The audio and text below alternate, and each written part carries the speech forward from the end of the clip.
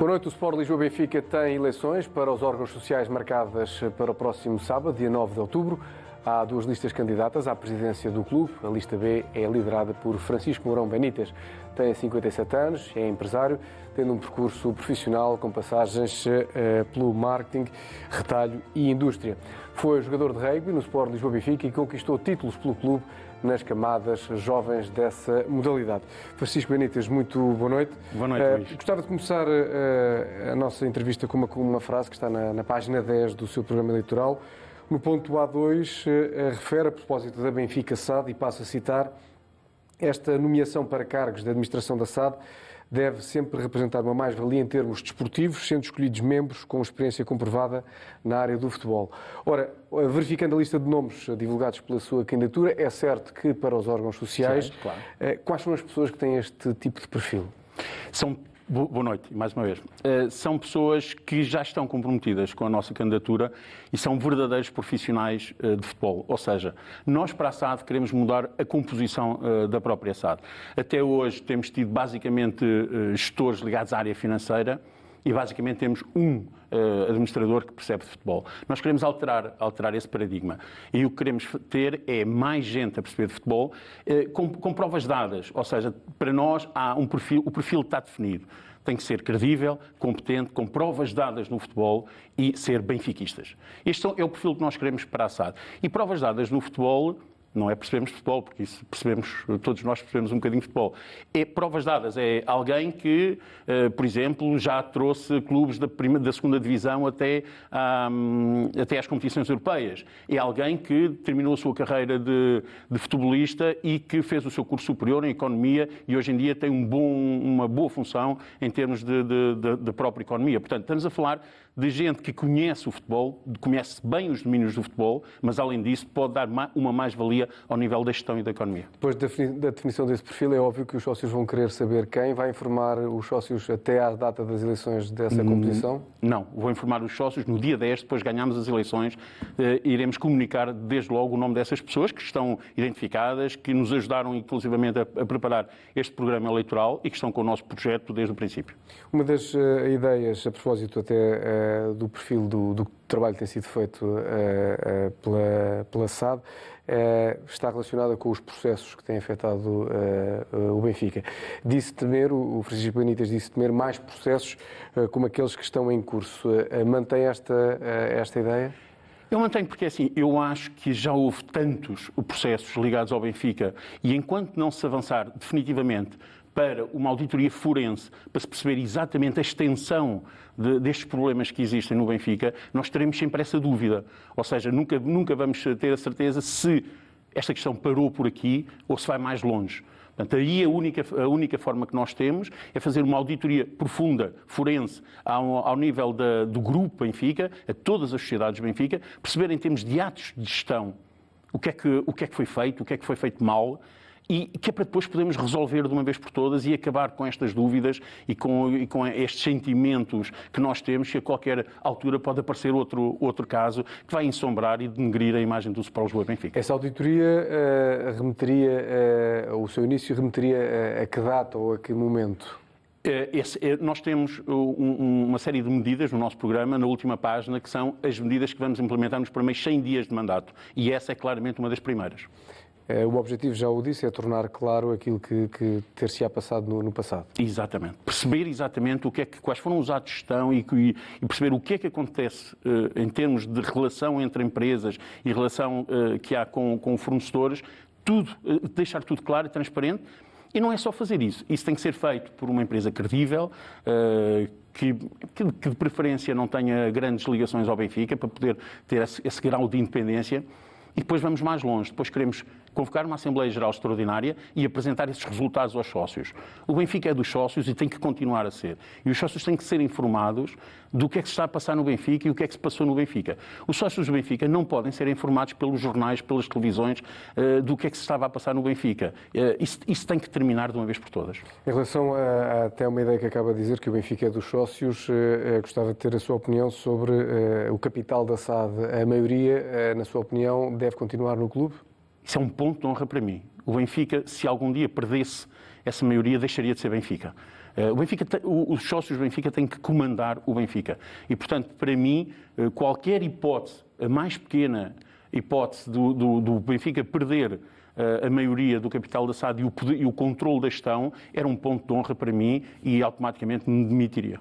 Significa isso que estará ou não aberto a conversar com algum investidor externo?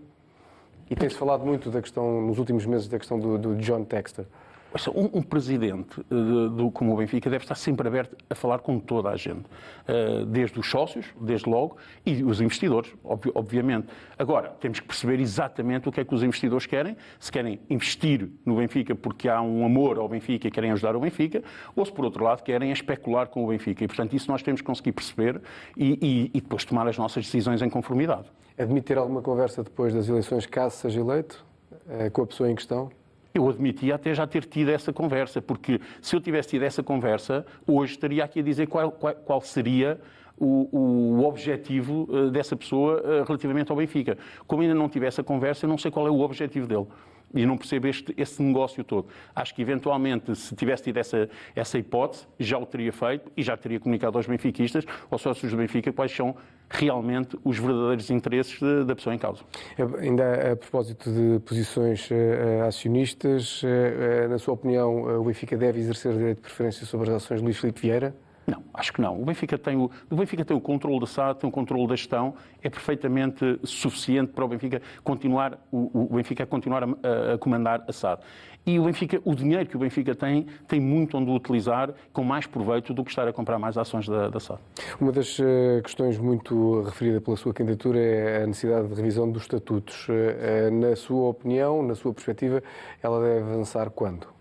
Dentro desses 100 dias. É o segundo pilar que nós temos, que é exatamente essa democracia, que vai avançar em paralelo com a auditoria forense e que queremos rapidamente iniciar esse processo, uma consulta alargada aos sócios, porque a revisão dos estatutos é um processo longo. Portanto, há vários processos que se tem que ir ultrapassando, várias etapas que se tem que ir queimando, e uma delas começa logo por haver uma conversa com os sócios, uma discussão com os sócios sobre qual é o sentido que queremos dar aos estatutos e os pontos que queremos alterar nos estatutos. E isso, quanto mais depressa se começar, mais depressa se termina e é urgente. É urgente fazer esta alteração dos estatutos. No seu programa eleitoral também está muito clara a necessidade de fazer uma limitação de mandatos. Quantos? Qual é a sua perspectiva e porquê? A minha perspectiva são 2 mandatos de 4 anos. É mais do que suficiente.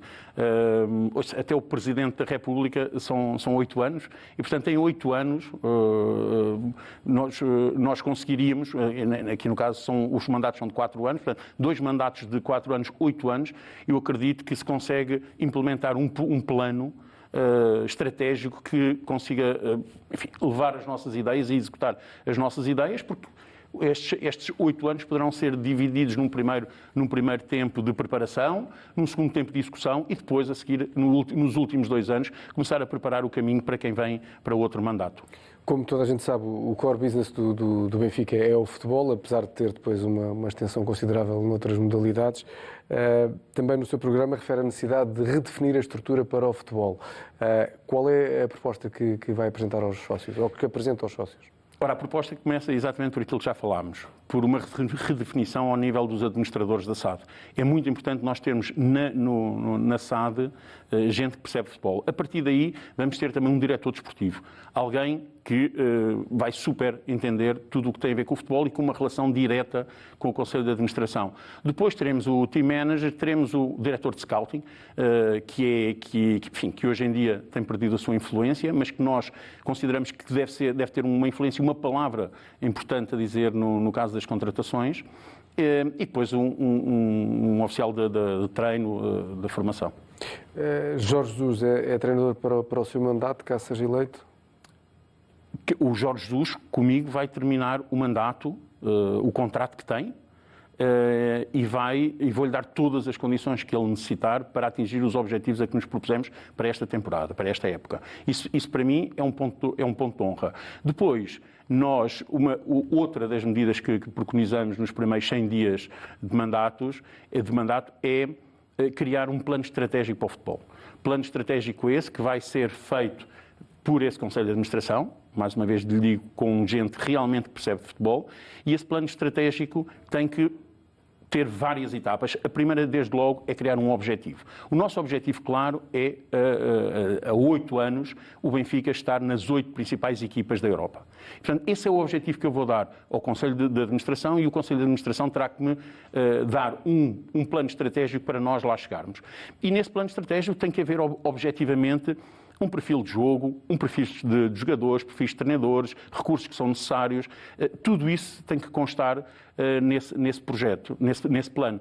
Porque, caso contrário, nós vamos continuar a ter aquilo que temos tido nos últimos anos, que é um pouco esta navegação à vista, de um dia aposta-se na formação, no outro dia já não se aposta na formação, num dia investe 100 milhões na equipa, no outro dia, que até se podia ganhar o Penta, só investimos 9 milhões. Portanto, esta navegação à vista, nós queremos terminar com ela, e só podemos terminar se tivermos um objetivo claro e um rumo como lá chegar, e uma definição objetiva de que equipa queremos para nos levar até lá. Esse plano a médio prazo de 8 anos, como o Francisco Benítez dizia, é comportável com a permanência do mesmo treinador?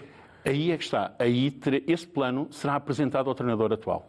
E se houver compromisso da parte do treinador atual nesse plano, objetivamente, ele terá lugar. Terá lugar em termos de respeitar e de se comprometer com esse plano. Se não estiver de acordo com esse plano e com as premissas que estão nesse plano, então nessa altura não terá lugar. Do que conhece de Jorge Jesus, acredita que haja adaptação a esse plano, capacidade de adaptação? Enquadra-se naquilo que são os objetivos que o Francisco Benítez tem na sua mente? Se eu lhe dissesse isso, era sinal que das duas uma, ou já tinha o plano, ou então era eu que ia fazer o plano. E não é verdade. São esses profissionais que vão fazer o plano e são eles que me vão dizer como é que se vai até lá, como é que se vai até o objetivo que nós queremos. E, portanto, nessa perspectiva, eu tenho que aceitar, objetivamente, a última palavra será minha, mas eu tenho que aceitar os conselhos que essa gente que eu confio e que percebe objetivamente futebol me irá dar.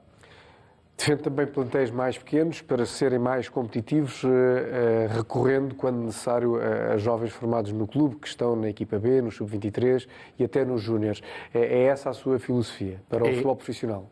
É essa a filosofia que eu defendo para o futebol profissional. Eu acho que acredito que a formação tem um peso muito grande, porque a formação é uma forma de nós transmitirmos a mística do Benfica ao longo de gerações, e sempre que a formação perde importância na equipa principal do Benfica, nós começamos a dizer que há falta de mística, há falta de empenho, há falta de benfiquismo. Portanto, para mim, a formação é um eixo importante para que a mística, esta forma de jogar à Benfica com uma capacidade de ser ofensivo permanentemente, intensidade e pressão sobre o adversário, é algo que tem que se cultivar desde tenra idade, para quando se chegar à equipa principal nós temos essa capacidade de jogar à Benfica como gostamos de ver jogar as nossas equipas. E tem visto isso nas últimas épocas no Benfica?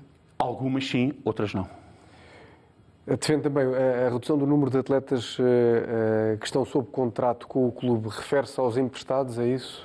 Claro, veja, é simples perceber esta situação. Nós, no último exercício, tivemos uma baixa de receitas da ordem dos 34%, 35%.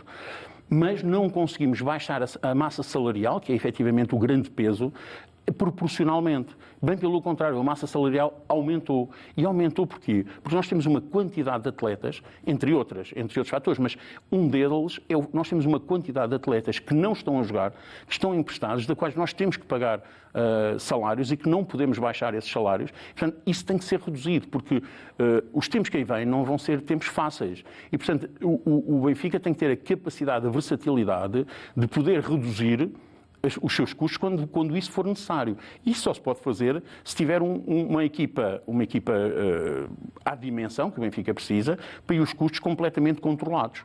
Caso contrário, normalmente os jogadores que estão emprestados são jogadores com um peso salarial menor do que aqueles que são contratados, e há casos recentes que de facto poderão justificar, pergunto-lhe isso, esse aumento da massa salarial, em detrimento dos jogadores que estão emprestados, porque terão um custo menor. É essa a sua leitura?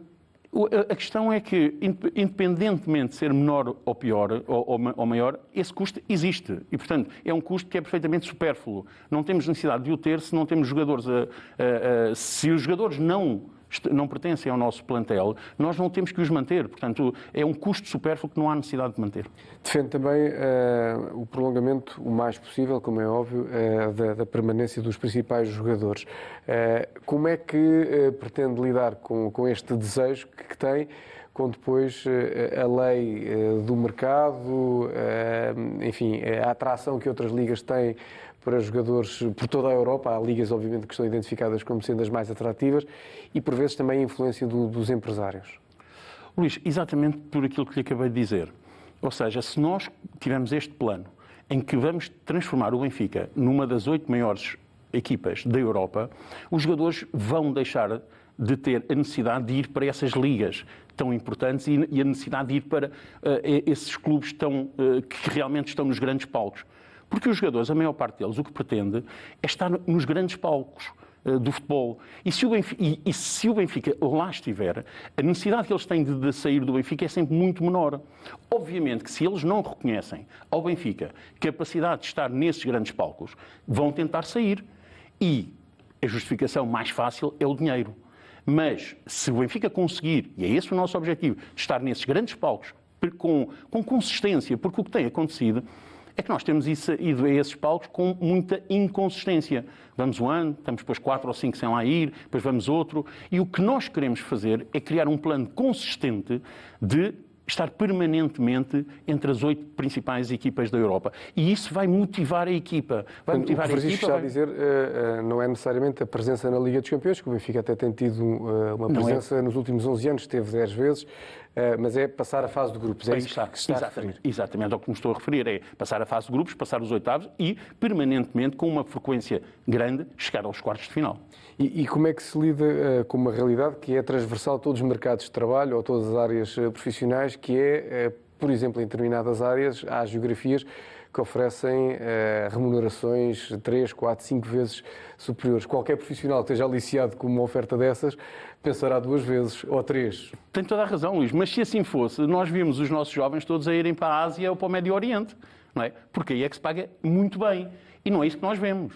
O que vemos, efetivamente, é eles irem para campeonatos melhores e para equipas que lhe dão o tal palco que eu lhe acabo de falar. Portanto, este conceito de dizer que os jovens hoje em dia a única coisa que querem é o dinheiro, com esse argumento cai um bocadinho por terra, porque nós não os vemos emigrar para os países onde pagam realmente muito, que é a Ásia e Médio Oriente. Não? Vão para outras ligas mais competitivas do que a Liga Portuguesa. Claro. Portanto, o fenómeno aqui tem muito a ver também com a competitividade da própria Liga Portuguesa. Estou de acordo, mas se o Benfica conseguir afirmar, e é o Benfica que tem que liderar essa melhoria também ao nível da Liga, porque se o Benfica for melhor, todas as outras equipas também têm que ser melhores. No seu programa está também a defesa de um perfil de jogo, e aqui vou procurar cingir-me literalmente às palavras que são usadas, um perfil de jogo semelhante desde o sub-15 até à equipa principal. Como é que se implementa este modelo? Esse modelo implementa-se por o tal perfil que eu lhe digo de jogadores e de treinadores. O Seixal não pode ser só uma escola de jogadores, também tem que ser uma escola de treinadores. E os treinadores e os jogadores devem acompanhar.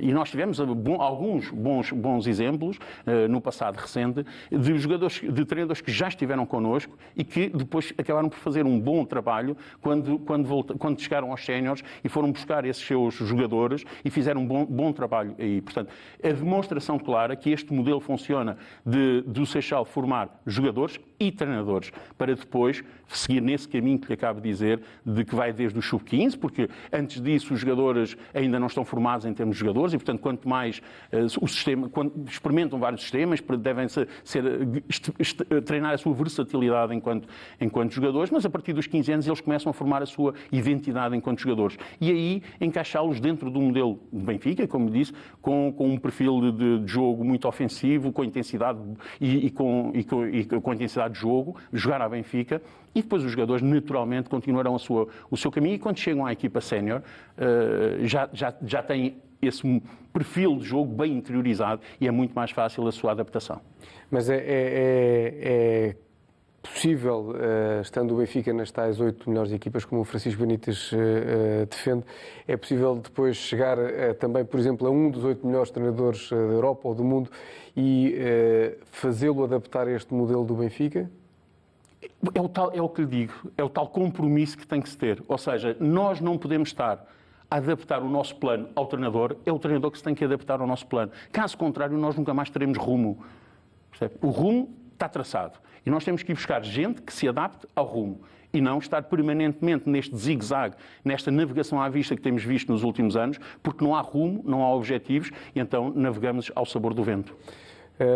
Sugere também a criação do portal da transparência, isto a propósito dos jogadores que estão sob contrato, para se perceber que jogadores é que são, a duração dos contratos, quando é que começou, quando é que termina, obviamente, qual é o representante e quais foram as despesas na intermediação dos negócios. Porquê é que entende que é importante ter este portal da transparência? O portal da transparência é importante, sobretudo para os sócios. Os sócios têm que saber o que se passa no Benfica. Eu continuo a defender isto e vou-me bater isto até ao fim. A transparência no Benfica tem que ser total. Os órgãos sociais têm que perceber, de uma vez por todas, que o Benfica é dos sócios e que devem explicações aos sócios. O Benfica não é uma empresa unipessoal, nem é de um grupo de pessoas. É dos sócios. E, portanto, os sócios têm que ter direito a saber tudo. E nesta perspectiva, quando estes dados não aparecem, o que é que se faz? Especula-se. Vai-se começar a especular, diz que se ganhou aquilo, ganhou aquele outro, enfim, e dá aso a especulações que, no fim, acabam sempre por prejudicar o Benfica e a imagem do Benfica. E é isso que eu acho que, de uma vez por toda, tem que se acabar. Essas informações acabam por estar disponíveis sempre que há a publicação dos documentos normais em sociedades, como o relatório de contas, etc. Na sua opinião, não é suficiente? Eu não creio que seja suficiente, porque a possibilidade de aceder a esses documentos não é uma coisa fácil. E eu creio que deve ser fácil para um sócio poder aceder rapidamente a esse tipo de informação. Defende também a não utilização de intermediários externos ao clube na transferência de atletas. Como é que vai procurar coadunar este propósito com aquilo que todos nós que gostamos de futebol vamos lendo, que é a realidade atual do mercado, em que há empresários a fazer propostas aos clubes de atletas que representam? Luís, eu quando quero acabar é com os intermediários, não é com os empresários. Os empresários são escolhidos pelos treinadores e pelos jogadores e nós temos que respeitar isso. O que eu não quero é intermediários. Eu não quero gente que não aporta valor à transação e que ganha dinheiro só porque estabelece contactos. O Benfica não precisa disso, quer na compra, quer na venda. Eu não tenho necessidade nenhuma, se tenho jogadores que quero manter no meu plantel e que quer que nem sequer me venham cá bater à porta para os levar, não tenho necessidade de ter intermediários a andar pela Europa, a bater de porta em porta a vários clubes, a ver se querem comprar um jogador que eu tenho no Benfica. Isso eu não quero, não preciso. Preciso é que eles me deixem em paz e me deixem ficar com os meus jogadores, porque eu quero é protegê-los e quero que eles me deem vitórias. É sobretudo isso que eu quero. Antes de passarmos para o futebol feminino, gostava que dissesse aos sócios quais são os seus objetivos desportivos para um mandato, o próximo mandato de 4 anos, caso seja eleito. O meu objetivo é desportivo. É uma hegemonia em Portugal, e a hegemonia nós estamos sempre a falar no mínimo em 3 campeonatos, e uma presença regular em termos de fase final da Champions, e quando digo fase final, ultrapassar a fase de grupos, chegar aos oitavos ou chegar aos quartos de final, é esse o nosso objetivo. Passando então para o futebol feminino, é uma atividade ou uma modalidade, se quisermos, ou aqui uma variante de uma modalidade que está em franca expansão em todo o mundo. O Benfica apostou recentemente no futebol feminino.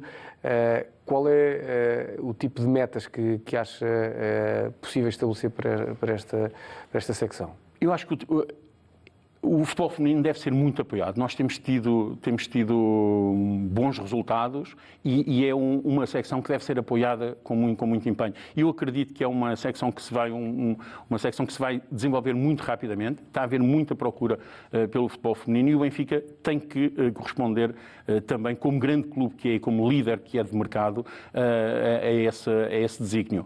E, portanto, desde logo, o que nós preconizamos é que o futebol feminino passe também para a SAD. É importante e é importante que nós possamos dar a essas atletas que merecem cada vez mais de nós, tirando esta questão, esse confronto que tivemos agora há relativamente pouco tempo, que foi digamos, foi um não exemplo, mas retirando essa parte, eles têm efetivamente trabalhado muitíssimo bem e merecem todo o nosso apoio. E a nossa proposta é passar para a SAD e dar-lhe todas as condições ao nível, por exemplo, do Seixal, levar a equipa para o Seixal, poder treinar no Seixal, poder jogar no Seixal e os grandes jogos poderem jogar aqui no Estádio da Luz. Bem sei que o futebol feminino ainda hoje não tem a atração em termos de público que nós gostaríamos, por exemplo, para encher o Estádio da Luz. Mas algum dia nós temos que fazer isso, porque senão a questão aqui é o ovo ou a galinha. Portanto, se nós não trazemos a equipa feminina para o Estádio da Luz, para as pessoas poderem ir assistir, então nunca o vamos fazer. E esta equipa precisa efetivamente e merece todo o nosso apoio. Passando para as modalidades, o organigrama que defende... Que explicações é que pode avançar para o organigrama que defendemos e nas modalidades, deixe-me que lhe diga que enfim, ultimamente tem-se trabalhado muitíssimo bem. Acho que o vice-presidente Fernando Tavares tem feito um bom trabalho e as coisas têm que ser ditas e é verdade. E nós queremos ir um pouco. Queremos ajudar a fazer com que o que é bom seja ainda melhor. E então achamos que é importante criar aqui uma organização em termos de um diretor, também um diretor-geral para as modalidades, para ser realmente quem pensa as modalidades no seu conjunto, quer em termos de sinergias, quer em termos de tudo o que se pode aqui arranjar ao nível de ligações entre as várias modalidades e depois ter team managers para responsáveis de equipe para cada uma das modalidades. Mudando aqueles que já existem? A questão é exatamente a mesma. Tudo tem que ser feito com planos. Esta coisa de tentar ver para onde é que o vento vai e depois tomar decisões com base nisso não é a minha forma de gerir, não é a minha forma de estar na vida. Eu gosto de ter objetivos, métricas e chegar até lá. E aí também vamos fazer um plano estratégico, que será esse diretor-geral que nos vai ajudar a definir esse plano estratégico, que também está perfeitamente identificado, alguém que tem vastos conhecimentos ao nível das modalidades e que vamos fazer também um plano estratégico com objetivos claros de ser de voltarmos a ter a hegemonia que tivemos ao nível das modalidades e que, infelizmente, nos últimos anos temos perdido, exceção feita ao voleibol, e o futebol e as modalidades, o feminino, que mais uma vez nos tem ajudado muito, portanto queremos voltar outra vez a recuperar essa hegemonia que já tivemos. Compreenderá que nestes momentos eleitorais quem vai votar quer sempre algumas referências de nomes para perceber que tipo de escolhas é que devem fazer. Neste caso, no que diz respeito ao diretor-geral, não vai adiantar? Vai adiantar esse nome? Vamos adiantar tudo. Esses nomes são profissionais. Portanto, é gente profissional que trabalha nestas áreas e, portanto, tudo isso será apresentado aos sócios no dia 10. A mais-valia, na sua opinião, de encontrar um patrocinador global para as modalidades, é uma das referências que está aqui no seu programa. Porquê este caminho? E pergunto-lhe se será fácil neste contexto de pandemia, em que sabe que há, da parte das empresas, por vezes, alguma hesitação em apoiar financeiramente algumas atividades. Fácil nunca é nada, mas nós temos, se vir nos nossos órgãos sociais, temos gente com muita experiência ao nível do marketing. E, portanto, vai ser um grande desafio para todos nós encontrar esse patrocinador e que acho que é perfeitamente possível de fazer. Porquê? Porque um patrocinador global nas modalidades tem uma capacidade de nós lhe oferecermos uma visibilidade muito superior a ser patrocinador apenas de uma única modalidade. E é isso que nós vamos procurar. Vamos procurar, não só ao nível aqui da BTV, tentar que as modalidades passem algumas em canal aberto para estimular, como depois vamos fazer outras coisas, outras ideias que temos aí e outras propostas que já temos, que é de passar a encher os pavilhões, que é coisa que hoje em dia o Benfica também não tem trabalhado bem nessa matéria. Eu lembro-me, por exemplo, quando eu era miúdo, eu vinha com o meu pai ver os jogos de futebol, mas nós vinhamos de manhã. Víamos uma série de modalidades e depois almoçávamos, ficávamos para ver o jogo de futebol e depois ainda víamos mais o hóquei, o basquetebol, tudo isso. E porquê? Porque havia esse espírito de nós irmos apoiar as nossas equipas das modalidades. Eu lembro, por exemplo, no estádio, o estádio dizia não vão embora porque vai haver o hóquei agora ou vai haver o basquetebol, e hoje em dia nada disso é feito. Hoje em dia... Temos pontualmente sábados à Benfica ou domingos à Benfica, em que há a conjugação das agendas dos jogos de modalidades com os jogos da equipa de futebol. Portanto, isso deve ser estimulado. Deve ser estimulado a que os adeptos venham apoiar mais vezes o Benfica aos pavilhões, e isso também vai ajudar a que um patrocinador tenha uma capacidade de visibilidade muito superior àquela que tem, e aí o produto torna-se apetecível para o investidor. Todos sabemos que a assistência nos pavilhões está longe de ser a ideal. Como é que pretende inverter esta tendência? Acabei de dizer alguma das ideias. Mas há alguma ideia mais além dessa? Olha, nós em tempos fizemos uma ação. E nós, eu digo, um grupo de adeptos que gosta muito das modalidades, fizemos uma ação que lhe chamámos o Inferno no Pavilhão.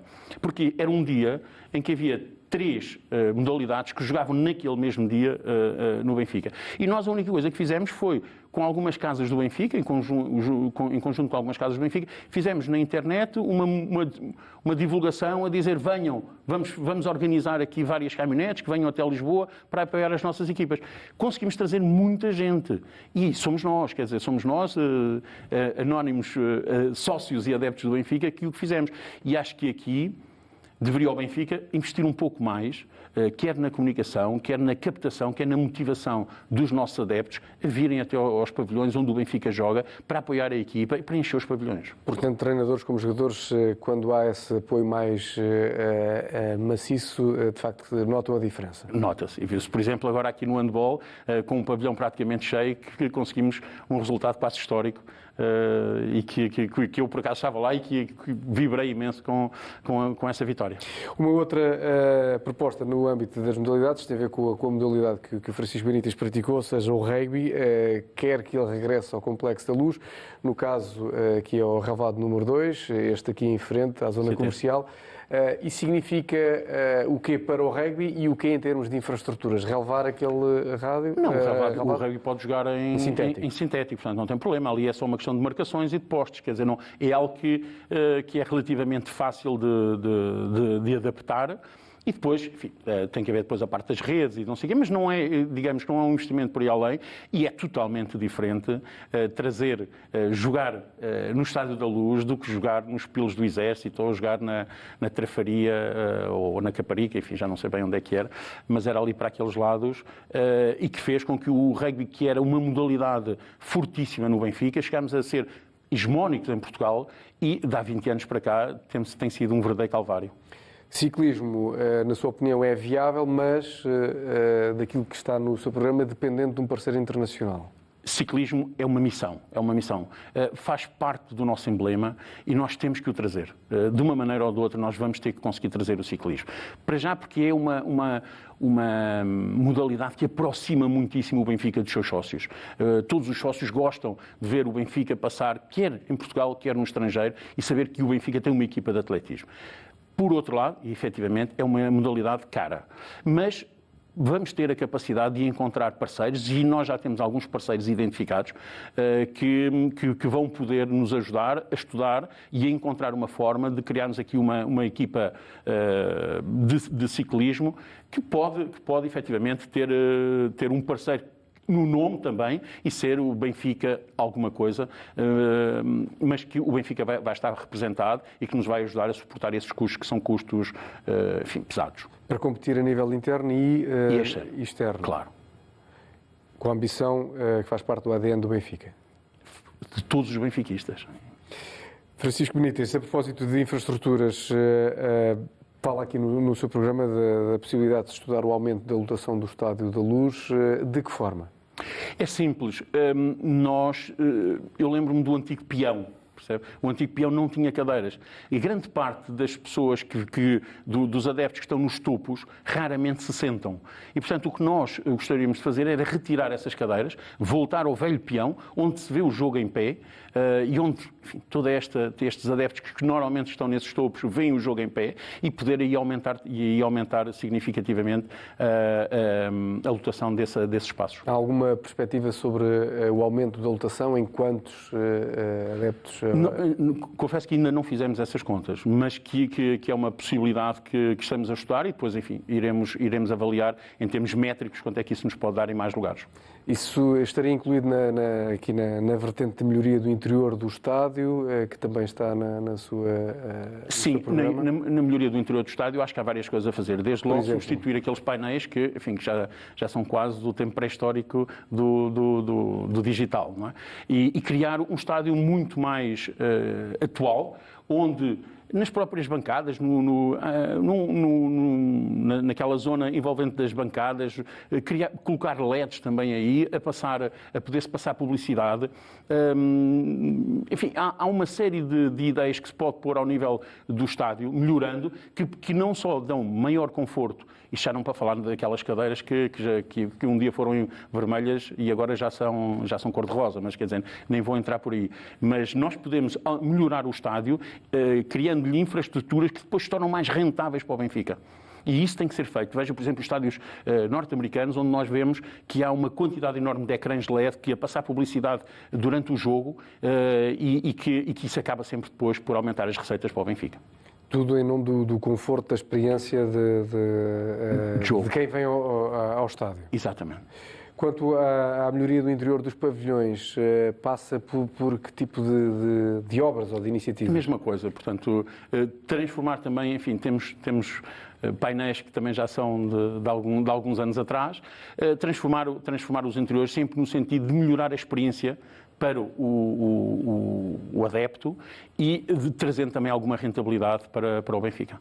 Isso significará, de alguma forma, aumentar a lotação nos pavilhões ou nem por isso? Aí nos pavilhões não creio que não é propriamente o objetivo. Aí é mais melhorar a experiência de jogo e, sobretudo, fazer com que o adepto se sinta melhor. E em termos de visual, ser também francamente melhor do que aquilo que é, em termos de painéis. Voltando ao estádio, uma das ideias que também defende é melhorar o exterior do estádio.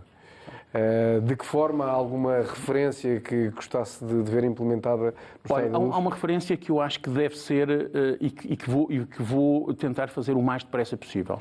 Porquê? Porque, repare, o metro de Lisboa está a fazer a sua expansão da linha amarela. E a expansão da linha amarela vai haver uma nova estação que é muito perto da estação que hoje em dia já existe nesta forma de expansão do metro. E nós queremos trabalhar com o metro no sentido de criar uma galeria subterrânea entre essa nova estação e o complexo do Sport Lisboa e Benfica. Essa galeria, imagino, pode ter lojas, pode ter restaurantes e os sócios podem, no dia de jogo, usar essa galeria sem ter que estar a apanhar sol ou chuva, mas também podemos utilizar essa galeria para explorar melhor o parque de estacionamento do Estádio da Luz. O Estádio da Luz tem uma quantidade enorme de lugares que durante a semana não são utilizados.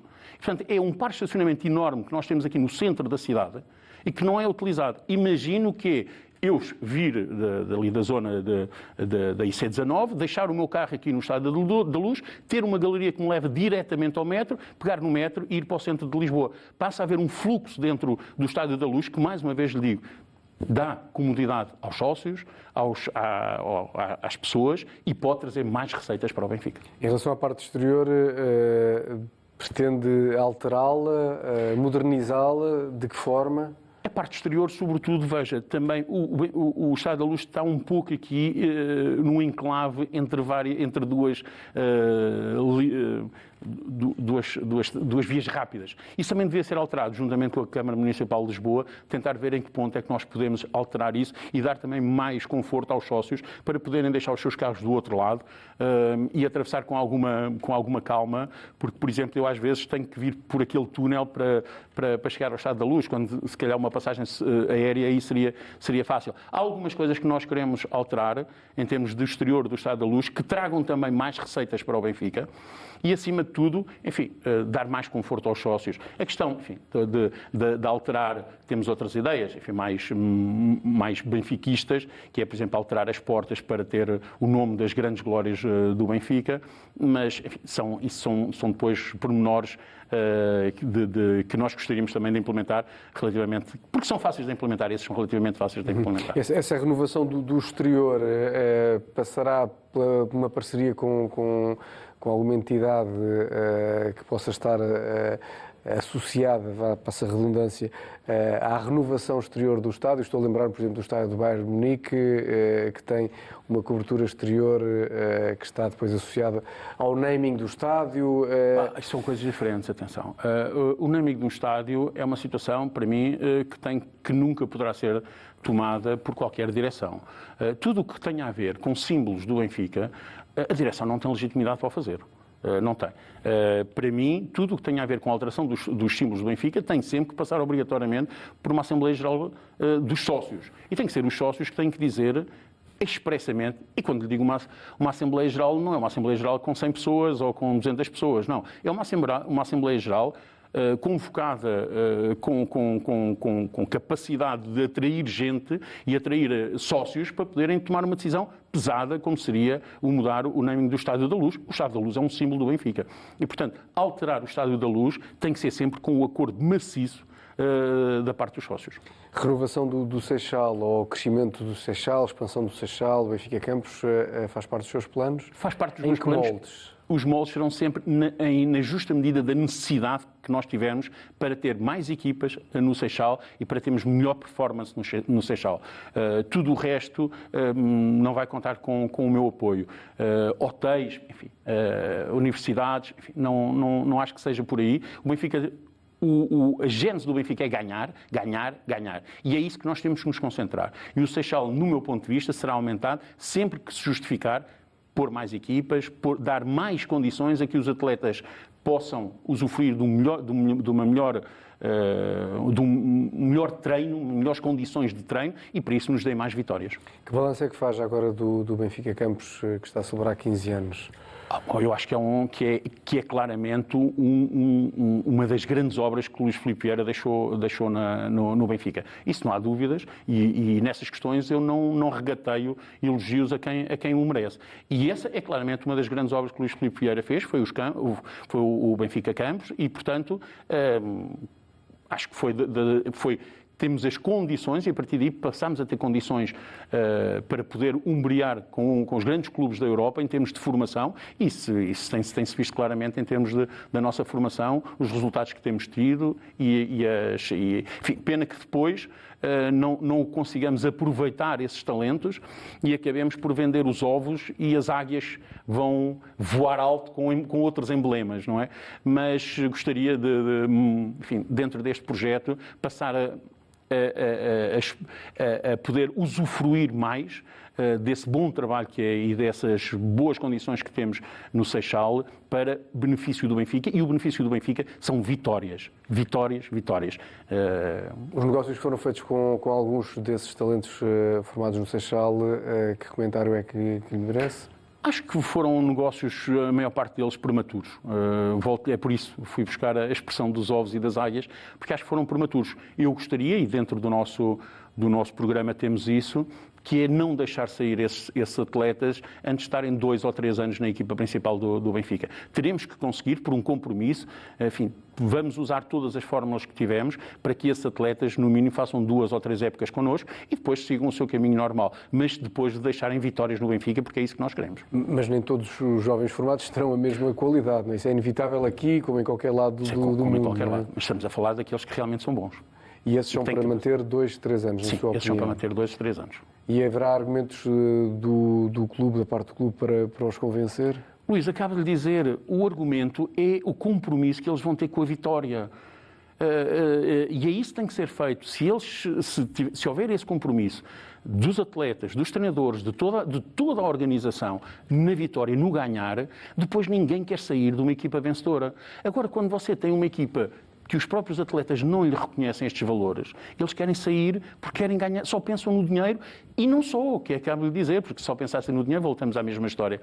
Iam para a Ásia ou iam para o Médio Oriente. Não, eles querem estar nos grandes palcos e muitas vezes não reconhecem no Benfica essa capacidade de estar nos grandes palcos. É isso que nós temos que alterar e deixar esta lógica que temos de que os atletas são para comprar e para vender. Esta lógica que nós temos de interposto de atletas, de uma vez por todas, tem que acabar. Comigo vai acabar. Mas há situações um pouco difíceis de controlar. O caso mais paradigmático será o do João Félix, porque foi batida a cláusula de rescisão, uma quantidade enorme de dinheiro, seria difícil a algum dirigente de algum clube recusar. Luís, exceções vai haver sempre, mas não é sobre exceções que nós estamos aqui a falar. Estamos aqui a falar é regras. E a regra vai ser segurar os nossos atletas o maior tempo possível. Dando-lhes garantias de presença na equipa principal? Exatamente, e garantias de que a equipa vai estar presente com regularidade entre as 8 principais equipas da Europa. Depois, a questão aqui, e é uma questão que toda a gente que acompanha o futebol perceberá, a questão aqui é que a Liga Portuguesa, eu volto aqui a insistir um bocadinho nesta ideia, a Liga Portuguesa não é tão atrativa genericamente como será uma Liga Inglesa, uma Liga Alemã, uma Liga Espanhola, uma Liga Italiana ou até Francesa. É verdade, mas aí é um trabalho que a Liga devia fazer. E provavelmente não está a fazer. Provavelmente, se fosse mais rigorosa nos castigos aplicados, se fosse mais rigorosa nos regulamentos, se fosse mais rigorosa em todo aquilo que faz com que o futebol possa melhorar enquanto produto, nós hoje teríamos uma liga mais competitiva. Até o quadro competitivo deveria ser revisto no sentido de melhorar este produto que nós temos, que é o produto de futebol. E a Liga, enfim, preocupa-se com outras coisas, mas preocupar-se em melhorar o produto que é o futebol, preocupa-se cada vez menos. Isso é que é mau, e depois acabamos de ter comentários como aquele que me acaba de dizer. Francisco Benítez, estamos a terminar. Tenho aqui 2 perguntas um bocadinho mais de foro pessoal. O que é que significará para si, se for escolhido pelos sócios no próximo sábado, esta eleição? E a segunda, que tem a ver com a recordação da primeira vez que, no seu caso, jogou rugby com a camisola do Benfica. Que recordação é que tem?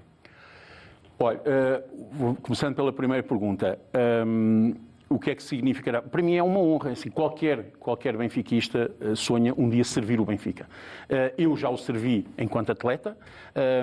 Foi algo que eu aprendi. A minha família, somos todos, é uma família muito benfiquista.